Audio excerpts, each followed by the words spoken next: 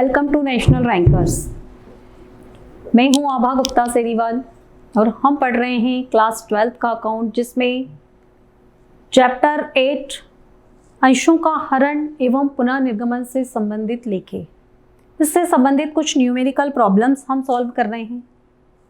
अब जो हम क्वेश्चन करने वाले हैं उसमें अंशों का हरण और साथ में पुनः निर्गमन भी है। इसके पहले जो क्वेश्चन हमने किए वो सिर्फ अंशों के हरण से संबंधित थे। सममूल्य पर जब अंशों का हरण होता है तो क्या लेखे करना है, प्रीमियम पर जब अंशों का हरण होता है तो क्या आपको लेखे करना है, ये हमने इसके पहले पढ़े हैं। लेकिन अब जो क्वेश्चन हम करेंगे उसमें अंशों को हरण तो करना ही है, साथ में उसका पुनः निर्गमन भी हमको करना है।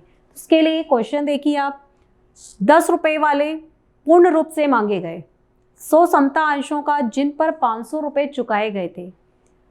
10 रुपये वाले अंश हैं और टोटल 100 समता अंश हैं जिन पर अंशधारी के द्वारा 500 रुपये दिए गए हैं। कंपनी के संचालकों ने हरण कर लिया और उनमें से 40 अंशों को 300 रुपये के भुगतान पर पुनः निर्गमित किया। अंशों के हरण तथा पुनः निर्गमन के लिए पंजी प्रविष्टियां कीजिए। तो इसमें हमें पहली जो एंट्री बनाना है वो अंशों के हरण की बनाना है, दूसरी जो एंट्री बनाना है वो पुनः निर्गमन की, और तीसरे नंबर की जो एंट्री है वो अंश हरण की जो राशि है वो पूंजी संचय खाते में हस्तांतरित करने की एंट्री हमको बनाना है। तो सबसे पहले हम अंशों के हरण की एंट्री कर लेंगे। फर्स्ट एंट्री अंशों के हरण की, इसमें शेयर कैपिटल अकाउंट को हमें डेबिट करना है। Equity share capital account debit. जब भी अंशों का हरण होगा शेयर कैपिटल डेबिट होगा। इसके बाद जिस किस्त का भुगतान कंपनी को प्राप्त नहीं हुआ है वो क्रेडिट हो जाएगी। बट इसमें ऐसा कुछ भी दिया नहीं गया है, सिर्फ इसमें ऐसा दिया है कि 500 रुपये प्राप्त हो चुके थे। तो हम क्या मानेंगे कि शायद वो याचना होगी, कॉल होगी, तो हम कॉल का लिख देंगे उसमें टू शेयर कॉल अकाउंट, ऐसा कर देंगे टू इक्विटी शेयर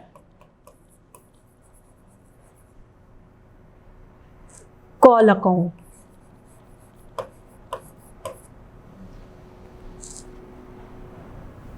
अब देखिए आप, टोटल जो अंश थे वो 100 थे और एक अंश की कीमत थी 10 रुपये, मतलब टोटल कितने के अंश थे? 1000 रुपये के। इस 1000 रुपये में से 500 रुपये अंशधारी के द्वारा दे दिए गए थे। 1000 में से 500 अंशधारी ने दे दिए तो 500 ही नहीं दिए उसने। 1000 में से हमने 500 को माइनस कर दिया, मतलब बाकी के जो 500 हैं वो आए नहीं, इसलिए कॉल में उसकी अमाउंट चली गई। और फिर लिख देंगे हम to share forfeiture account. तो फॉर फीचर अकाउंट में वो 500 रुपये लिखेंगे हम जो अंशधारी ने कंपनी को दे दिए थे, जो वो कंपनी को दे चुका था वो राशि फॉर फीचर में चली जाएगी 500 रुपये। नरेशन लिख देंगे, बीइंग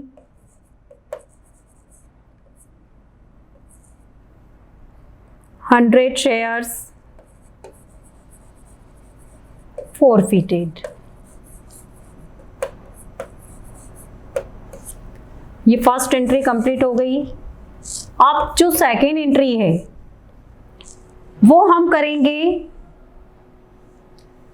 कई की पुनः निर्गमन की।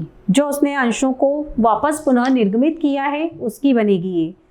तो पुनः निर्गमन के लिए देखिए आप, क्वेश्चन में क्या दिया उसने कि अंशों का हरण तो उसने 100 किया, लेकिन रीइश्यू कितने किए उसने? ओनली 40, और वो भी कितने में? 300 रुपये में।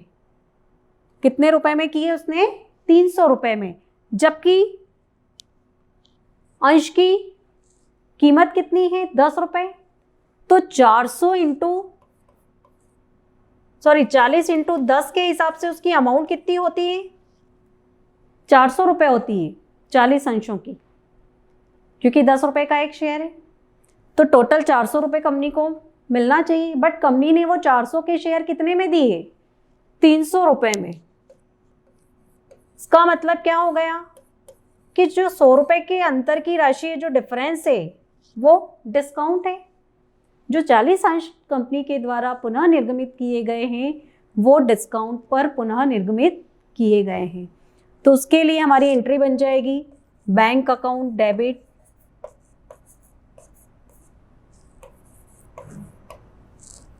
जो 100 रुपये हैं डिस्काउंट, वो डिस्काउंट अकाउंट में नहीं लिखना है हमको, अंश हरण खाते में, मतलब शेयर फॉरफीटेड अकाउंट से चार्ज किए जाएंगे। तो यहाँ पर लिखा जाएगा share forfeited account debit to equity share capital account. अब इक्विटी शेयर कैपिटल में हम पूरा 400 रुपये लिखेंगे, क्योंकि 40 अंशों की कीमत कितनी है, 400 रुपये। 300 रुपये बैंक में आ जाएंगे क्योंकि कंपनी ने 300 रुपये में दिए हैं, और 100 रुपये आ जाएंगे डिस्काउंट में। तो ये अमाउंट हमारी कंप्लीट हुई। अब हम इसका नरेशन लिख लेते हैं। बीइंग 40 शेयर्स रीइशू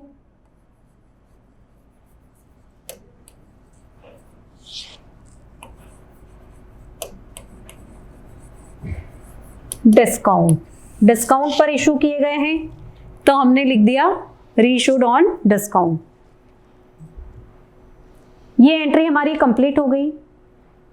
अब हमें कैपिटल रिजर्व में ट्रांसफर की एंट्री करना है, तो पहले हम एंट्री कर देते हैं, उसके बाद उसकी अमाउंट निकालेंगे। एंट्री हो जाएगी 3rd नंबर की, share forfeited account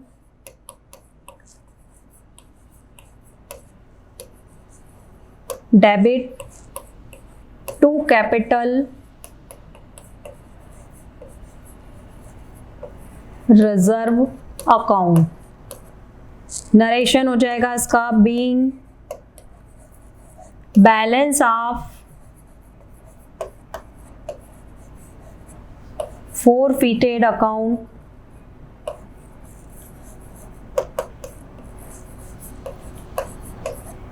transferred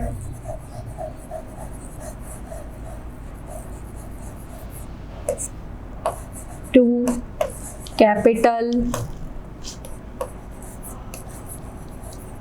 reserve account. अब हमको कैपिटल रिजर्व अकाउंट में इसका अमाउंट ट्रांसफर करना है।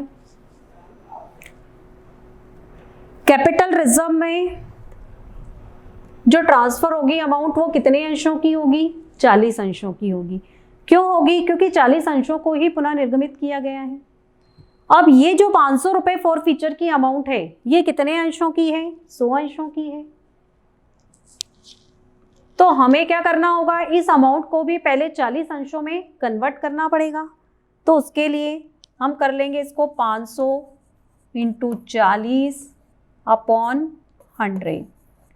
0 से 0 चली गई, दोनों का मल्टीप्लाई कर दिया हमने। कितनी राशि आ गई इसकी, 200 रुपये। मतलब 40 अंशों की हरण राशि आ गई 200 रुपये। अब जो पिछली एंट्री की थी हमने उसमें शेयर फॉरफीचर को 100 रुपये से डेबिट किया है हमने, इसको इसमें से माइनस कर देंगे हम, -100, क्योंकि ये क्रेडिट है और ये डेबिट है। तो कैपिटल रिजर्व अकाउंट में कितने जाएंगे, 100 रुपये। यहाँ पर आ जाएंगे 100 रुपये। मतलब 100 रुपये की जो राशि है वो हमको कैपिटल रिजर्व अकाउंट में ट्रांसफ़र करनी है। आपको इस बात का ध्यान रखना है कि अगर कंपनी ने पूरे अंशों को पुनः निर्गमित कर दिया है तो आपको डायरेक्ट क्रेडिट वाले फॉरफीचर में से डेबिट वाले फॉरफीचर को माइनस करके अमाउंट ट्रांसफ़र कर देना है। लेकिन जब कंपनी के द्वारा अंशों के हरण से कम अंशों का पुनः निर्गमन किया जाता है तो उस दशा में आपको ये राशि इस तरीके से निकालना है और फिर उसके बाद आपको उसको माइनस करने के बाद इस एंट्री में लिखना है। तो ये थी अंशों के हरण और पुनः निर्गमन से संबंधित जनरल एंट्री जो अभी हमने की। जब अंशों का पुनः निर्गमन होता है तो सबसे पहले हरण वाली एंट्री आपको करना है। हरण वाली एंट्री करने के बाद आपको पुनः निर्गमन की एंट्री करना है। पुनः निर्गमन की एंट्री में आपको ये देखना है कि क्या अंशों का निर्गमन बट्टे पर किया गया है, सममूल्य पर किया गया है या प्रीमियम पर किया गया है। अगर सममूल्य पर किया गया है तो bank account DR to share capital entry हो जाएगी। अगर बट्टे पर किया गया है तो bank account DR, share forfeited account DR to share capital account entry हो जाएगी। और अगर प्रीमियम पर किया गया है तो ऐसी दशा में bank account debit to share capital account और टू सिक्योरिटी प्रीमियम अकाउंट आपको क्रेडिट करना है। और ये वाली एंट्री करने के बाद फिर आपको जो बैलेंस बचा है फॉरफीचर अकाउंट का वो आपको कैपिटल रिजर्व अकाउंट में भी ट्रांसफ़र करना है। ये एंट्री आपको करना ज़रूरी है। अगर आप ये एंट्री नहीं करेंगे तो आपके मार्क्स एग्ज़ाम में कट जाएंगे अगर इस टाइप के क्वेश्चन आते हैं तो। उसके लिए एंट्री बनेगी share forfeited account DR to capital reserve account. जो भी अमाउंट बनती है फॉर उसमें कैपिटल रिजर्व की वो हम कैपिटल रिजर्व में ट्रांसफ़र कर देंगे। Thank you.